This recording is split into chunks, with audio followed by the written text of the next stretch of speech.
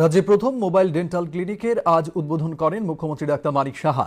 আগরতলার বিবেকনগরে রামকৃষ্ণ মিশনে আয়োজিত অনুষ্ঠানে ৬০ লক্ষ টাকা ব্যয়ে এই মোবাইল ডেন্টাল ক্লিনিক রোটারি ক্লাবের পক্ষ থেকে বিবেকনগরে রামকৃষ্ণ মিশনের হাতে তুলে দেওয়া হয়। মুখ্যমন্ত্রী বলেন, তৃণমূল স্তরে বসবাসকারী মানুষ যাতে ডেন্টাল পরিষেবা পেতে পারেন তার জন্যই এই উদ্যোগ। মুখ্যমন্ত্রী বলেন, ডাক্তারি পেশা অন্য পেশা থেকে সম্পূর্ণ আলাদা। তিনি রোগীদের সাথে সুন্দরভাবে কথা বলতে চিকিৎসকদের পরামর্শ দিয়েছেন।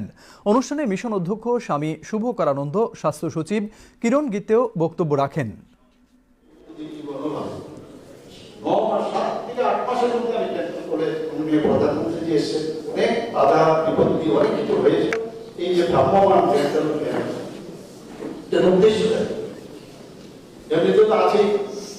যেগুলো জায়গায় মানুষ আসতে পারে, এই যে উদ্দেশ্য মাননীয় প্রধানমন্ত্রী কি বলছেন যে লাস্ট মাইল অব্দি আমাদের বেনিফিশিয়ারি দিতে হবে। লাস্ট মাইল যাকে সব মানুষ নেগলেক্ট, এই যে ভ্রাম্যমাণ যদি এই ডেন্টাল ইউনিটটা হয়, দুটো চেয়ার আছে, প্রায় ৬০ লক্ষ টাকা করে বলা হয়েছে।